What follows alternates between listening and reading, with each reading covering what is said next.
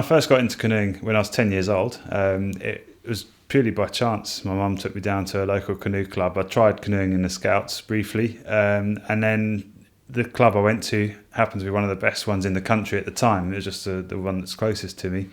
And that was in 1987. And in 1988, I saw about 7 athletes from that club going off to compete at the Seoul Olympics. And you see them on TV and they're wearing their Olympic kit and they're coming home and around the club again and telling the stories of their experiences from the games. And that really inspired me as a young kid to stick with that sport. Canoeing is a massively wide-ranging sport, from canoe sailing at one end to the sprint and the slalom Olympic disciplines at the other end, and in between you've got the recreational sport, you've got the canoe surfing, surf ski. There's this whole range of it, so it's a very diverse sport that you can get into. And for me, I fell into the sprinting side of it by chance, but you can still use those skills, and I can go out and paddle in a plastic boat on the sea if I want to. I can probably just about make my way down a slalom course if I wanted to. I can do some downriver stuff. I can do marathon racing. So that's what I love about the sport, is the diversity, and anybody can get involved. You can go and hire a boat from a lake somewhere and go out for a paddle, and most people have at some stage. And then the other side of it is actually just being outside on the water, being sort of one with the elements, whatever they may throw at you. And the things I enjoyed about the sport when I was a 10-year-old kid initially, which was seeing the wildlife and being on the water and splashing about, are still the things that I can enjoy from day to day now, even at the sort of top end of the sport too, which I think makes it quite special. Some days it's beautiful on the water. You get absolutely flat, calm days. Sometimes, especially in the winter time, you get a sunny, crisp morning. You go out on the water and the birds are out at the same time as you are, and absolutely peaceful.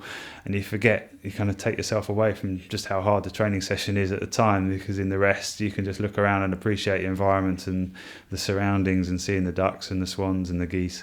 And that makes you feel very lucky to be in a sport that's outdoors compared to being stuck indoors in a gym all the time. To become an Olympic medalist, I don't think there's any hard and fast rules as to how you achieve it. Everyone has different pathways to how they get there.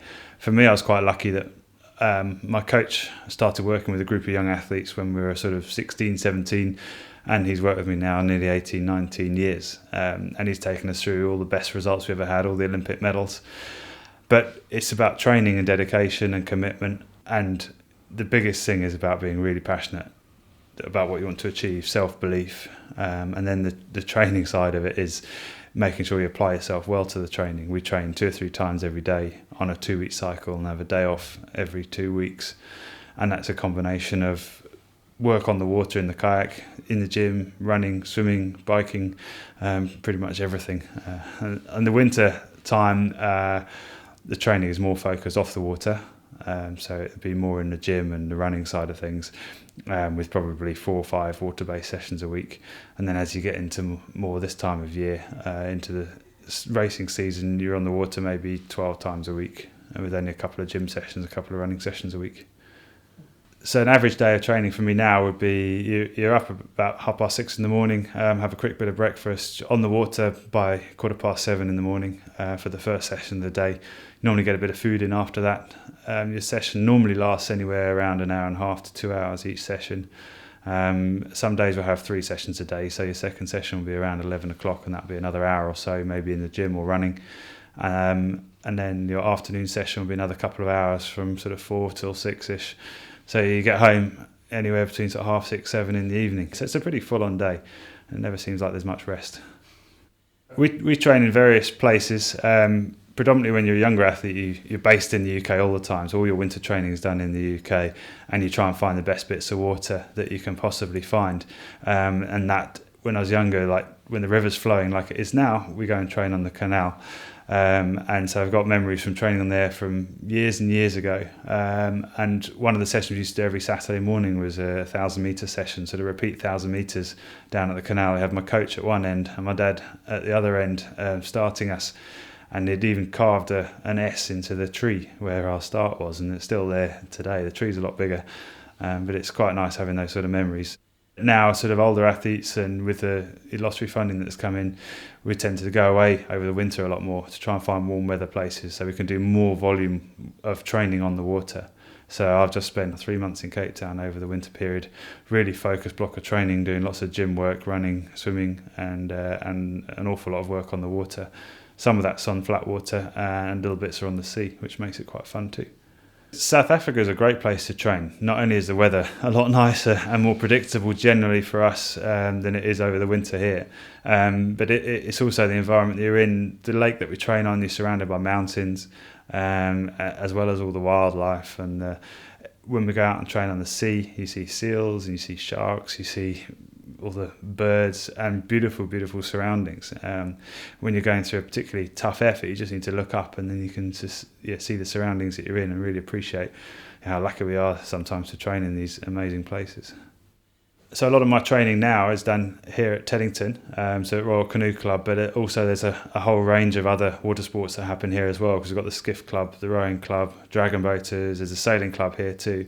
And so you're sharing the water with lots and lots of people who love being out on the water, and for the same reasons probably why I like the sport and being in the outdoors and exposed to the elements, all these other guys are the same. And it's quite a nice environment to be in, because you've got, especially Saturday mornings when everyone's out and about, and then after training everyone's coming back here and having coffee and cake back at the club and sort of sharing experiences and meeting new people. It's quite a nice environment to be in. The Olympics are the pinnacle of any athlete's career, I think, and I'm lucky now I've been to 3 Olympic Games and hopefully going to my 4th in London. And the build-up to the Olympics is always quite exciting. It depends on how you're going. My first ever Games, I was sort of 5th at the Worlds the year before and went into the Olympics without any great expectations of where I was going to come and came out with a medal. So kind of raised my game when it really mattered. For Beijing was quite different, because I was world champion the year before. I'd been winning medals at all the World Cup races in the build-up to Beijing. So I was really one of the hot contenders to win there as well.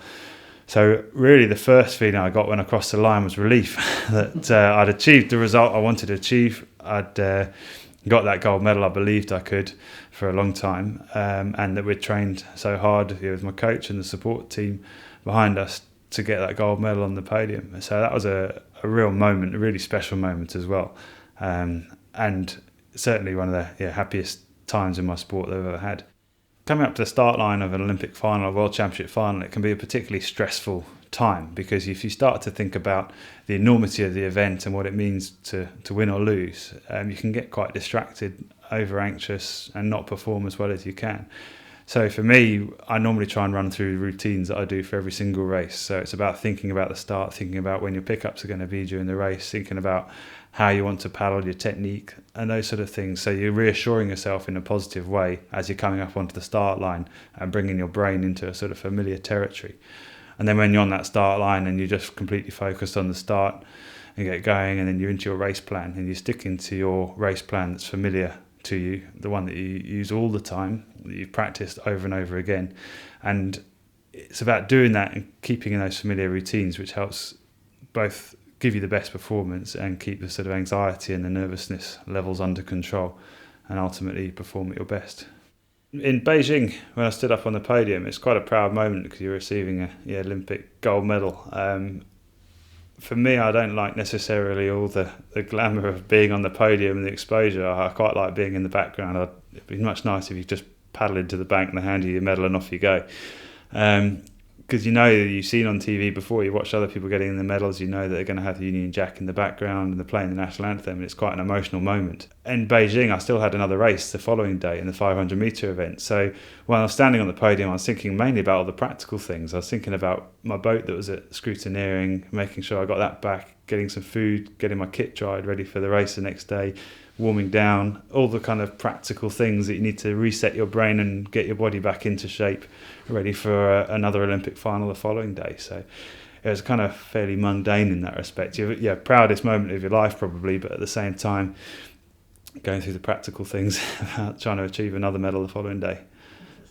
Certainly having the Olympic Games coming to London is a really special thing. The athletes, you get a once-in-a-lifetime opportunity to compete on home soil on home Olympic Games.